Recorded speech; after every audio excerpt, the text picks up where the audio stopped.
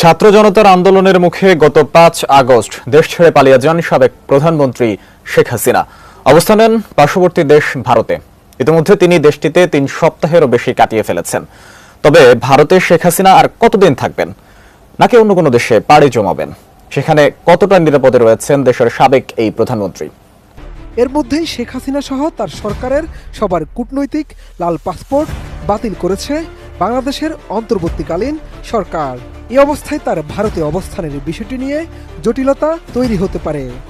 ভারতীয় সংবাদ মাধ্যমগুলো জানায়, যেহেতু হাসিনার লাল পাসপোর্ট বাতিল করা হয়েছে, তাই নিয়ম অনুযায়ী তার ভারতে অবস্থানের সময় ফুরিয়ে আসছে। এখন যে কোনো সিদ্ধান্ত নিতে পারে ভারত সরকার। এমন পরিস্থিতিতে কি করবেন বাংলাদেশের সাবেক এই প্রধানমন্ত্রী? ভারত কি তাহলে শেখ হাসিনাকে বাংলাদেশে ফেরত পাঠাবে? আর যদি না পাঠায়, সেখানে তিনি কিভাবে অবস্থান